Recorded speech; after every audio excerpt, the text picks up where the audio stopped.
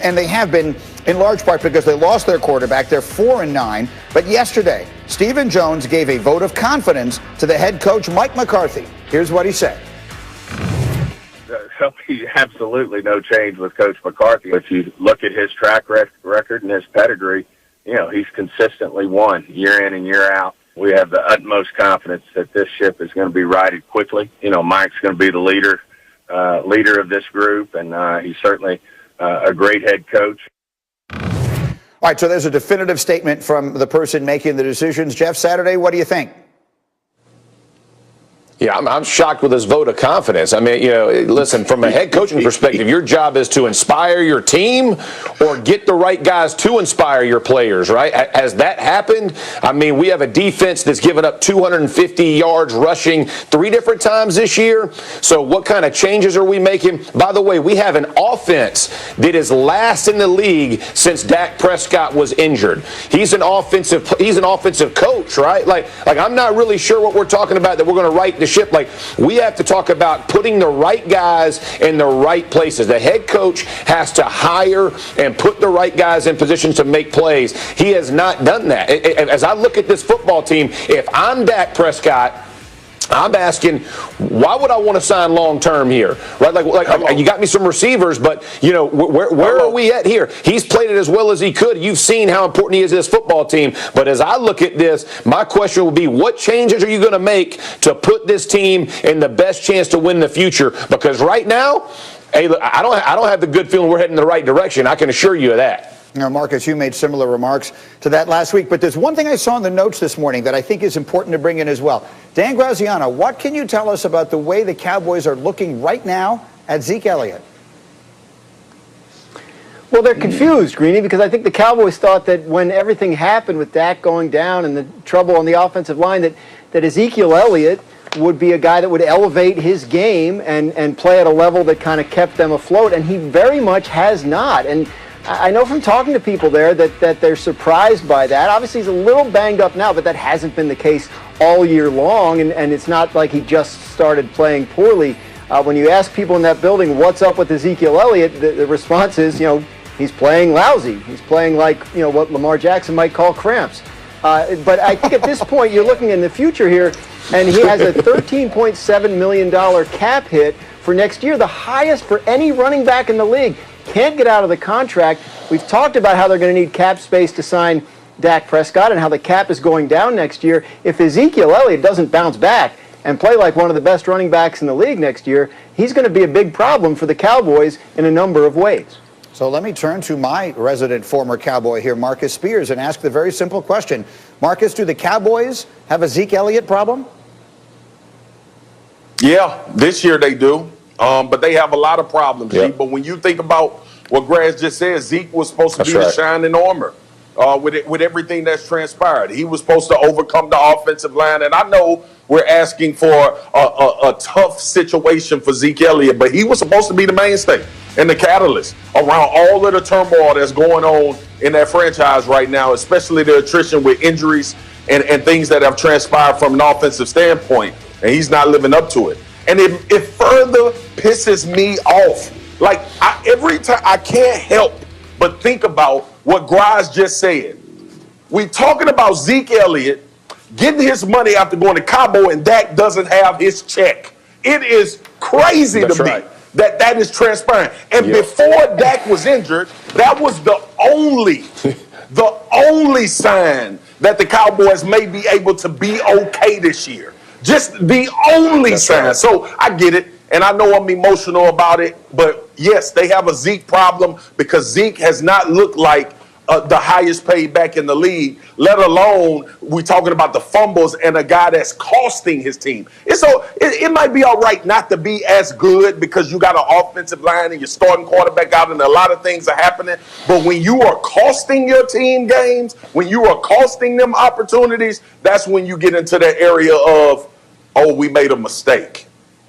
It certainly does look that way right now. We've talked about it a lot. Maybe they did everything sort of backwards, and this is where they find themselves. More on this as we go. I got to get, I have to get to a break. I promise. Here last night, Browns-Ravens in the fourth quarter. Lamar Jackson in the locker room with cramps. Trace McSorley in with the Ravens. down by 1 in the final 2 minutes, and down he goes, untouched on a slippery turf. Everyone can see it's a bad-looking injury. Devastation in the moment. But hold everything, Lamar Jackson doing his best imitation of Willis Reed back on the field on a 4th and 5 with the season on the line. Throws a miraculous touchdown to Hollywood Brown, giving the Ravens the 42-35 lead after the 2-point conversion. But hold everything. The fun was just beginning. Brown's ensuing possession. Baker Mayfield, who had a terrific night, would cap it with this toss to Kareem Hunt. They would tie the game at 42, but they would leave 64 ticks on the clock. And that would be enough time for Lamar Jackson to do this. From the pocket, Mark Andrews over midfield, sets up Justin Tucker, 55 yards. He's the best kicker in the NFL because he is clutch. That's your ball game. Ravens go on to win it 47-42. Again, an absolute thriller. 20 points scored in the final 2 minutes. And it does bring up my Twitter poll question of the day, because both teams look right now like they will get into the playoffs. Ravens still have some work to do, but if they get there, which one feels built to make a deep run? Could see this going either way. Last I checked on my Twitter page, I think the voting is close, so get on there and cast your vote. Browns, Ravens, who you got to go farther in the playoffs? And let me get my guys in here and see what they think of it. And Swagoo, I'll start with you. As you watch these two teams last night and you sort of figure out where we're going to be a month from now, which one you think is better built to make a deep run in January? Last night I said the Cleveland Browns are dangerous, but the Ravens are built to make a deeper run. First, it's experience, G.